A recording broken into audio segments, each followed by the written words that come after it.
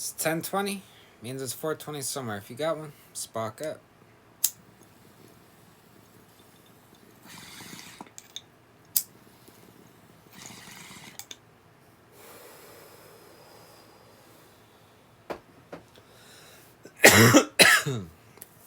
All right. Time for shit. I forgot again. Are we up to 13 or 14? I want to say we're at part 13 of the George Carlin audiobook. Let me double check. No, we already did part 13, so this is part 14. When will Jesus bring the pork chops? I wanted to do this last night, but my throat was kind of swollen. Still dealing with this stupid 19 shit, but hey, yeah, surviving. Let's get to it. Not all the political manipulation of language is done by the big bad politicians. A lot of it comes from people who think of themselves as good and virtuous. The politically active. Activists. As opposed, I guess, to pacifists, who should not be confused with pacifists, who are, after all, quite often activists. Let's start with faith-based, which was chosen by right-wing holy people to replace the word religious in political contexts. In other words, they've conceded that religion has a bad name. I guess they figured people worry about religious fanatics, but no one's ever heard of a faith-based fanatic. And by the way, none of the Bush religious fanatics will admit this, but the destruction of the World Trade Center was a faith-based initiative. A fundamentalist Muslim faith-based initiative. Different faith, but hey, we're all about diversity here. The use of faith-based is just one more way the Bush administration found to bypass the Constitution. They knew Americans would never approve of government-promoted religious initiatives, but faith-based? Hey, what's the problem? The term faith-based is nothing more than an attempt to slip religion past you when you're not thinking, which is the way religion has always slipped past you. It deprives you of choice. Choice being another word the political speech manipulators find extremely useful.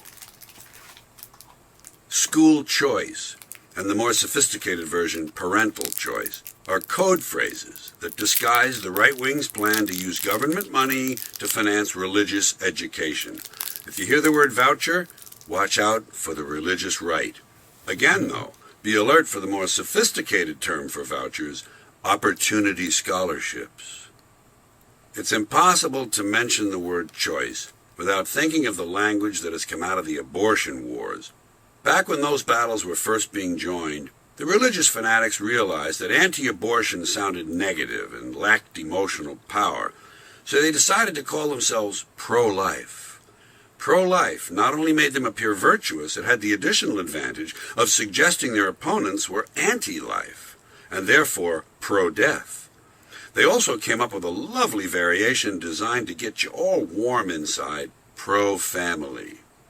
Well, the left wing didn't want to be seen as either anti-life or pro-death, and they knew pro-abortion wasn't what they needed, so they decided on pro-choice.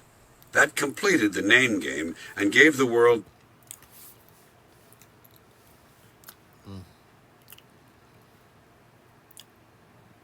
Yes, the pro-choice left, the body autonomy left.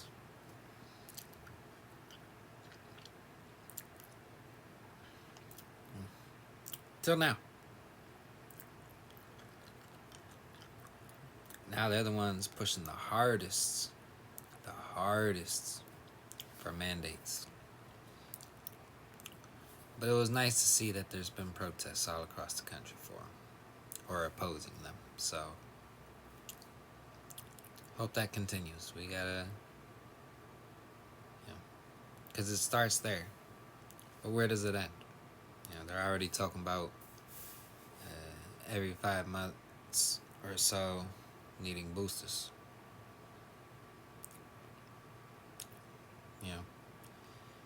How long? And why? The now classic struggle, pro-choice versus pro-life. The interesting part is that the words life and choice are not even opposites. But there they are, hanging out together, bigger than life. And by the way, during this period of name choosing, thanks to one more touch of left-wing magic, thousands of abortionists' offices were slowly and mysteriously turning into family planning clinics. And on the subject of those places, I think the left really ought to do something about this needlessly emotional phrase, back alley abortions. We don't want to go back to the days of back alley abortions. Please. It's over-descriptive. How many abortions ever took place in back alleys? Or, okay, in places where the entrance was through a back alley. Long before Roe versus Wade, when I was a young man, every abortion I ever paid for took place in an ordinary doctor's office in a medical building. We came in through the front door and took the elevator, the three of us. Of course, as we were leaving, the elevator carried a lighter load. Then there's the fetus unborn child argument. Even leaving aside personal feelings, the semantics of this alone are kind of fun to unravel. To my way of thinking, whatever it is, if it's unborn, it's not a child. A child has already been born. That's what makes it a child. A fetus is not a child because it hasn't been born yet. That's why it's called a fetus. You can call it an unborn fetus if you want. It's redundant. But you can't call it an unborn child because, not to belabor this, to be a child, it has to be born. Remember? The word unborn may sound wonderful to certain people, but it doesn't tell you anything. You could say a Volkswagen is unborn, but what would it mean? The fanatics have another name for fetuses. They call them the preborn. Now we're getting creative. If you accept preborn, I think you'd have to say that at the moment of birth, we go instantly from being preborn to being pre-dead. Makes sense, doesn't it? Technically, we're all pre-dead. Although, if you think about it even harder, the word pre-dead probably would best be reserved for describing stillborn babies, the post-born pre-dead. By the way, I think the reason conservatives want all these babies to be born is that they simply like the idea of birth. That's why so many of them have been born again. They can't get enough of it. Here's some more Yeah, I don't know. When it comes to abortion, I have my opinion. However, I have always said I would never, ever, ever try to use government to enforce my opinion. It's just that, my opinion. And you know, and I have a kind of a nuanced opinion, if you will. I'm pro-choice, as in if you made the choice to have sex, you made the choice to have a child. Um, you took place in the activity. Now I say nuance also because obviously I wouldn't ever expect a woman to die just to give the birth. So if there are medical complications, you know, I don't know. It's a topic that can't just be black and white. There has to be nuance to it, because like I said, you can't expect a woman to sacrifice her life just to give birth. If she wants to, that's her choice. But to mandate it, you say either you die or you go to prison. What the fuck kind of choice is that? No. However, I've known a few women over time who abortion was kind of like birth control, having had several. And I said, I think it's wrong. But again, I never enforce my opinion on others. But let's keep going before I get in trouble. Wing nonsense. This time from the environmentalists, the folks who gave us the rainforest. Save the rainforest. They decided to call it that because they needed to raise money, and they knew no one would give them money to save a jungle. Save the jungle doesn't sound right. Same with swamp. Save the swamp. Not gonna work. Swamp became wetland. Nicer words, sounds more fragile. Save the wetlands. Send money. But I think the environmentalists still have their work cut out for them when it comes to global warming and the greenhouse effect. As I see it, these terms are far too pleasant for people to get all worked up about. For one thing, global is too all-embracing for Americans. It's not selfish enough. Isn't globalization that thing that's been stealing our jobs? Global doesn't make it. And warming is such a nice word. Who wouldn't want a little warming? Similarly, greenhouse effect will never do. A greenhouse is full of plants and flowers, full of life and growth. Green equals life. House equals shelter. The greenhouse effect sounds like something that gives you life and shelter and growth. You're never going to turn something like that into a villain. And the environmentalists have another language problem, this one concerning nuclear energy. Meltdowns. They like to warn us about meltdowns. But a meltdown sounds like fun, doesn't it? Sounds like some kind of cheese sandwich. Would you like some fries with that meltdown? Here's some more of the distorted language of political persuasion. Conservatives oppose gun control. Liberals know control is a negative word, so they call it gun safety. That's about what you'd expect, but it's hard to find... Not anymore. Now they're all for gun control. Some of them. And there is a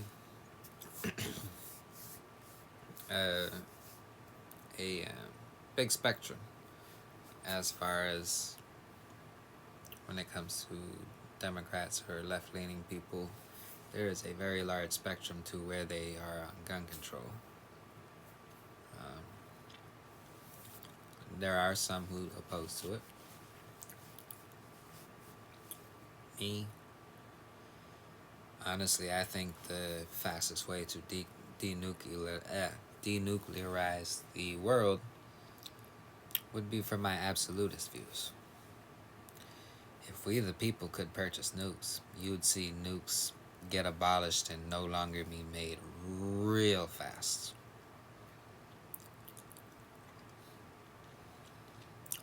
Because no government is going to want to govern a people who can obliterate them off the fucking face of the earth with the push of a button. So for people who want to see a nuclear-free world, you need to push for the opposite of gun control. You need to push for,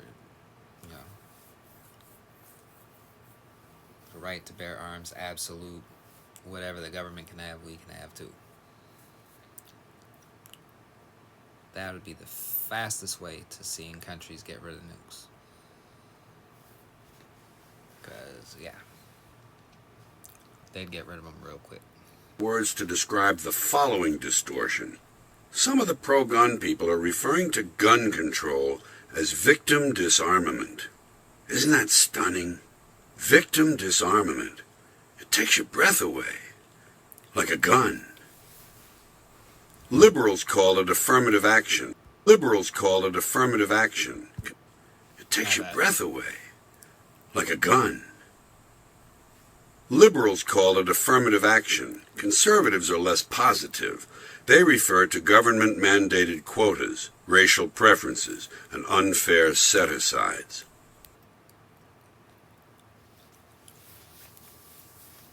That's another one that's come with some negative side effects. Largely, it disproportionately, depending on the areas, it targets Asians when it comes to schooling. And black males also tend to get the shaft too. Especially when they brought it to more than just a racial thing, but also gender thing as well. You know, because a company can hire a black woman, and that's 2 off the quota check, 2 marks, woman, and you know, a racial minority. I don't know. That's a tough one. Rich Republicans want to keep their money in the family, and so the Republican Party began to call the inheritance tax, a pro-tax term, the estate tax, a neutral term, which they later changed to the death tax, an anti-tax term. When liberals talk about spending, they call it... When it comes to a death tax, I don't know. Because it's the way I look at it is it's the government double dipping. That's money they've already taxed. And now you're going to tax it again? Simply because somebody died and left it to their child. Investing or funding. Funding means spending money. We need to do more to fund education.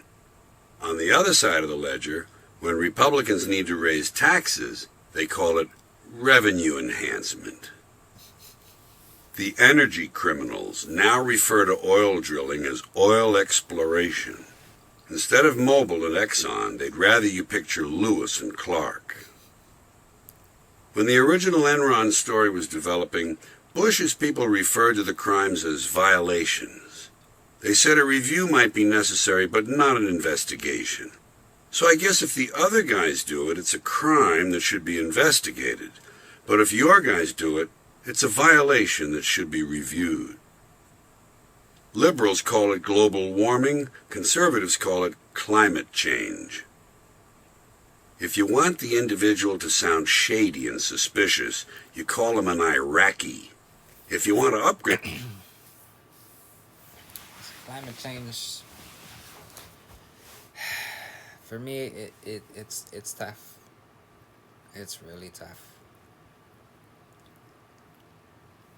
You know,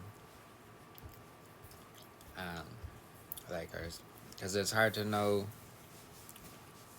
what changes. You know, I haven't read all the science, but when I see people like Obama who, did the Paris Accord and talked about science, climate change, but then buys a $12 million property in Martha's Vineyard, which, according to the, I'd say the more extremist end of the climate change people, it's going to be underwater. Why would you spend $12 million on something that's going to be underwater in the next decade? Right? Isn't that what they said? 2028? Or in the next 12 years or something like that. I don't know. There's just a lot of mixed signals from the rich folks who push it. I don't know. Him a bit, he becomes an Iraqi American. If you're trying to clean him up completely, you call him an American citizen of Iraqi descent. When people came to this country primarily from Europe, they were called immigrants and refugees. As they began arriving from Latin America and the Caribbean, we started calling them aliens. Some of them are here illegally. Those in this country who sympathize with that group don't call them illegal aliens. They refer to them as undocumented workers or guest workers. Sometimes they're identified by the purely descriptive term, the newly arrived. Most favored nation trade status was considered too positive a term for China, so it was decided instead to call it normal trade relations. Aside from the language, there's no difference between the two policies. The Nazis referred to the extermination of the Jews as special action. In their version, the Jews were not killed. They were resettled, evacuated, or transferred, and the dead were referred to as the no longer relevant. In Palestine, Arabs refer to the areas Jews have taken over as occupied territories. Jews call them disputed areas. The Israelis call their assassinations of Palestinian leaders focused thwartings, pinpoint elimination, and preventive measures. At one time in Iraq, Saddam Hussein called the hostages he was holding his guests. Countries we used to call rogue nations are now referred to as nations of concern, so we can talk to them without insulting them outright. But as a result of bad behavior, North Korea has been downgraded from a state of concern to a rogue state. Likewise, failed nations are now called messy states. Underdeveloped countries have also been upgraded. They're now developing nations. And finally, during the election that defeated Manuel Noriega in Panama, there were groups of thugs that wandered around beating and killing people and looting stores. They called themselves dignity battalions. If you enjoyed my earlier description of my new system for wishing people a nice day, perhaps you'll be interested in the following equally innovative method I employ in similar situations. The difference is that this attempt to relieve the tedium of short exchanges involves the replies I give as opposed to the good wishes I offer. As an example, when someone asks me how I am, I try to make my answer as specific as possible. I'm not the type to toss off a casual, "I'm fine." I take care to express my exact condition, and thanks to my creative flair, I can choose from a number of options. If I'm in a self-protective mood, a simple guardedly well often does the job. I find also tentatively keen doesn't give too much away. Of course, if there's the least bit of doubt, I simply rely on my old standby, the ever-cautious, "I'm fairly well, comparatively speaking." That works nicely, especially if I feel I genuinely have something to hide. If I wish to be a little more open, "I'm semi-dandy, thank you for inquiring," is effective and has the added advantage of acknowledging the other person's contribution to the exchange. By the way, should it be one of today's trendy kids, I'm quick to drop a hip and with it moderately neato, in order to show that I'm really a cool guy and not just some old fuddy-duddy. Once again, with moderately neato, I reveal only a limited bit of information. But sometimes I'm having one of my really great days, and I'm in a jaunty and expansive mood. In these situations, I tend to throw caution to the wind and express my full feelings. Innocently enough, some person will inquire, "How are you?" And he has no idea what's coming. So I give him both barrels. I lean forward, look him squarely in the eye, and hit him with a quick and cheery, "I'm good, well, fine, keen, dandy, swell, and excellent, and might I add, fabuloso." Believe me, I've bowled over more than one unsuspecting inquirer with this sudden volley of positive energy. Just so you know, I'm prepared for other situations as well. If someone says, "Have a nice weekend," I never say, "You too," because I never know if, perhaps by the time the weekend rolls around, I will have other plans for that person. Come Friday, I may wish to have them slain. And I never say a Merry Christmas to you and yours. I don't like the possibilities suggested by that use of the possessive pronoun yours. One never knows when the other person may be a slave owner. I certainly wouldn't want to encourage that sort of behavior. One last thing. My stingingly clever remarks sometimes extend to retail encounters. When the supermarket checkout person asks, "Paper or plastic?" I often say, "Woven silk," just to keep him on his toes. Rolled steel is not a bad answer either. I'm happy to pass along to you these methods of mine for making the world a better place. I hope you use them wisely, and may I be so bold as to say, have an excellent immediate future. I find it bothersome that on some radio and TV interview shows, once the host says, "Thank you for being here," the guest always thinks he has to say, "Thank you for having me." It's not necessary. All that's needed is a simple, "You're welcome," or "Nice to be here." Having people on is what they do on interview shows. They're looking for guests all the time. There's no need to thank them. And the same is true of radio call-in shows. The people who call in say, "Thank you for taking my call." Why do they bother? Think about it. Taking calls is what these shows do. They're call-in shows. They take calls. That's their function. Why thank them for doing what they can't avoid? It bothers me that people even think they need to say these things. It's all very insincere. And on the subject of insincerity, let's not forget the nonsense that telephone operators are ordered to say by their corporate drone bosses. Keeping in mind, of course, that telephone operators are not operators anymore. They're attendants, telephone attendants, or telephone representatives. I've also heard them called communications facilitators and customer care professionals. Anyway, these operators used to say, "Who did you want to speak with?" Now it's, "How may I direct your call?" I don't like that. Sounds artificial. And it has a ring of self-importance. How may I direct your call? Jesus, everyone wants to direct. It's not just actors anymore. And when you tell them who you're trying to reach, they say, "Thank you. It's a pleasure to forward your call." Sounds polite, doesn't it? It's not. It's insincere. And on the subject of telephone operators, another complaint I have about these people takes me back to my original point, the unnecessary overuse of thank you. These days, I think there are far too many thank yous being thrown around on the telephone. Thank you for this, thank you for that, thank you for something else. I find myself being thanked for everything I do, and then some. I recently called a friend who was staying at the Marriott. He was staying at the Marriott. I called him there, at the Marriott. I intentionally dialed the number of the Marriott, because that's where I expected him to be. The connection went through. Guess what the operator said? Right. Thank you for calling the Marriott. Well, what did she think I was going to do? Call the Hyatt? He was staying at the Marriott. Wouldn't do me much good to call the Hyatt. We all know what they're going to say. Thank you for calling the Hyatt. They even thank you for doing things you can't avoid. Did you ever have an operator say, "Thank you for calling the operator"? I've had that happen.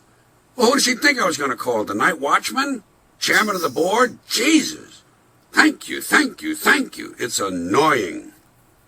One time at a hotel, I wanted to get my car. Naturally, I needed to call valet parking. I noticed a little plastic card next to my telephone. It said press 9 for valet parking. I was about to press 9, but then I noticed I didn't have to press 9 because right there on the phone, one of the speed dial buttons had a little picture of a car next to it, and it said valet parking. So I pushed that button. The one that said valet parking, the one with the picture of the car. Somebody answered. You know what he said? Right. Thank you for calling valet parking. Well, fuck. Didn't he know that if a guest wants to retrieve his car, he more or less has to call valet parking? That's where the cars are. And doesn't he know the designers of hotel telephones have gone to a great deal of trouble to make it easy for people to get their cars? I had simply taken advantage of their skills. I had called valet parking by pressing a single button, a button marked with a little picture of a car. And I can assure you, folks, if I had thought for even a split second that valet parking didn't have my car, for instance, if I'd thought the bartender had it, I would have called the cocktail lounge. I would have pressed the little button with the picture of the martini next to it, which of course would have given the bartender a chance to say, "Thank you for calling the cocktail lounge." One further complaint. These days, if I call a hotel from the outside, the telephone operators waste an awful lot of my time. "Hello, thank you for calling the Lincoln Plaza Hotel Resort and Conference Center. My name is Tanisha. Have a nice day, and how may I direct your call?" And I say, "I'll have to get back to you. I forgot why I called." Sometimes just to scare the operator, I'll sob. "It's too late. He died." Thank you, thank you, thank you. It's too much. Occasionally, a recording will thank me.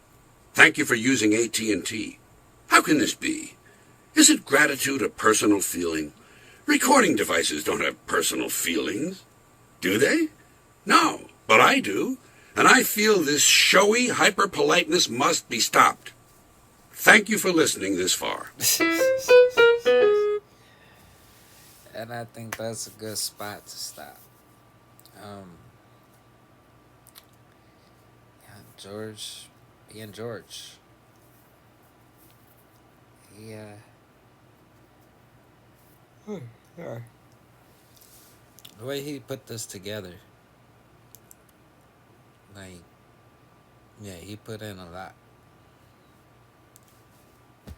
But that was part 14 of When Will Jesus Bring the Pork Chops audiobook. Um, any suggestions, feel free to leave them down in the comments section.